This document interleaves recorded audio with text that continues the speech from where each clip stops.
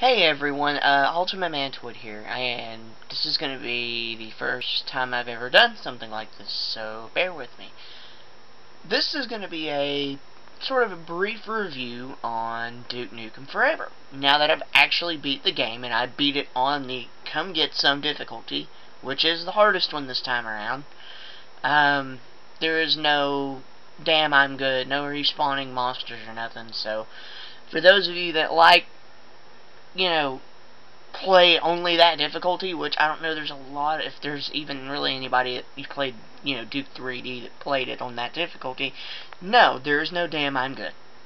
However, I've got to say, the game isn't perfect. However, it is one of the best games I have played in a long time. It lives up to most of the expectation that I was hoping that it would live up to. The mouse turning and everything is really good. I've not had any problems out of it. The controls are great. It's really story driven, unlike, Duke 3D, which was pretty much, you had a loose story and you kind of went with it. But this time around, no, you don't go into space. Oh, and I did forget to mention that this is possibly going to contain a few spoilers, but I'll do it as spoiler-free as possible. So, I'll give you, a couple seconds to leave. La la la. If you've not played it, or you're trying to not be spoilered or whatever. If you don't care, keep watching. La la la la la la. Okay. Anyways, yeah. For those of you still here, obviously you don't care about spoilers, or you've already beaten it as well. So, yeah. I very thoroughly enjoyed the playthrough of Duke. I played it on Come Get Some. It is hard. It really is. It pushed me, to the limit on some parts. The battle with the Alien Queen is really difficult. I'd say the hardest boss, in my opinion. There is one Battle Lord in the game that really deserved his boss status. But I'm not going to spoil where, but there's more than one Battle Lord. That's the only thing I'm going to say. No, not at the same time, but there's more than one Battle Lord over the course of the game. The Shrinker was pretty cool. It still works the same way that it did. So if you have, if you have the Shrinker and you hit something, yeah, it's going down in one hit, if it's organic. Yes, this still does apply to the Assault Commanders. So, the Assault Enforcer got a major, boost of being a baddie. You don't see him until way late in the game, but man, they hurt. They really do. They come with their own gun now. They don't use a chain gun. They use something called an enforcer gun, which is basically a think a 3-burst RPG that has seeking missiles. Yeah, it's gonna be hard to dodge that. It really is. Bosses are only vulnerable to explosives and rockets and stuff like that, or turrets. There's a couple of bosses that you get a turret you can use against them. So the typical Duke behavior is there. You've got the babes, you've got pod girls. There is a new enemy in the game, and I can't believe, well, I can't say I can't believe that it's in the game. It's called the Pregnator. It explains a lot in the story as to why the aliens were kidnapping the babes in the first place and abducting them. So, they are mean. You remember, there's no Protozoid Slimer, by the way. I never saw one. However, to make up for it, you have Octobabies and the Pregnator. The Pregnator is, can't really put it into words. They're, responsible for the babes that have been captured, being used as reproduction and everything. So The story is pretty solid.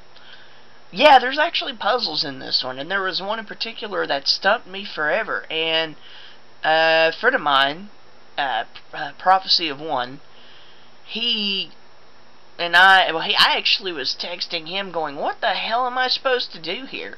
And I felt like an idiot after he told me, what you had to do to complete the puzzle. But the death matches are really good. They're a lot of fun. I've been playing some, I guess you could call them Duke matches if you wanted to be old school. The Duke matches are really awesome. The Devastator is by far the most broken weapon in all of deathmatching, though. At least for Duke Nukem Forever. I mean, you get that thing and you just run around and literally machine gun people down with rockets. Come on, really? I mean, you don't have to try to aim with that weapon. Well, you kind of do, but yeah, it's still fun, though. You get a lot of unlockables and stuff as you play deathmatching. You get to power up your... I guess you get to level up in deathmatch. And the higher of a level you get, the more stuff that you can unlock for deathmatch mode. And you get to add things to Duke's Mansion. So there's actually rewards, besides just the satisfaction of, fragging somebody in the deathmatch. So, it's good that they have some incentive. However, like I said, the game is not without flaws. But you have to look at it this way. This game wasn't meant to be the best game ever. It was meant to be a game for Duke fans. Everyone has been giving this game a bad review because they're comparing it to things like Modern Warfare, Call of Duty, like it's supposed to be the next best, it's supposed to have the best graphics, it's supposed to have the, the most advanced physics engine. No, it doesn't. It's not the most graphically intensive game. I mean, it took, they say, minimum 256 megs of RAM, that's not much. I honestly think my old computer could have run it, but possibly. It's not very graphically intensive, and the water physics, or at least the water textures, I don't know if it maybe was my computer or not, but the water textures seemed to cut out. It cut in and out. I mean, you knew the water was there, but it sort of kind of cut in and out. But it eventually fixed itself, so I want to say it might have been my computer, but I don't know. Some of the things that are in the game are really funny. There is a strip club, so it's pretty awesome. There's a casino. There's I want to say three sections of the game where you are Mini Duke and you are running around solving puzzles. What's really hard is when you're shrunk trying to kill something. Oh god, that is hard. But it's so satisfying when you finally kill something in your mini. But no, like I said, everything isn't perfect. It's not the best game ever. It is still a very solid game, has very solid gameplay, and it's got all the Duke action that you would expect. All the babes. It's got the big explosions, the over-elaborate just coolness factor that Duke brought with the original Duke 3D. And he still has his cheesy one-liners, which some of them are freaking hilarious. And let's see. I'm trying to think of a really good one off the top of my head, but I can't think of any right now. But, he still says things like, eat shit and die, and, your face, your ass, what's the difference? So he still has all the good ones from Duke 3D as well. But I gotta say, I'm very, very pleased with the game. Like I said, I'll give it a 9 out of 10.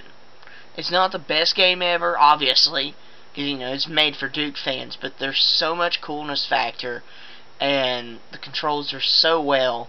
Now, I've heard a lot of complaints. Now, keep in mind, this is my review of it for the PC. I've read complaints that the controls are not that great for the Xbox 360 version, and that's unfortunate.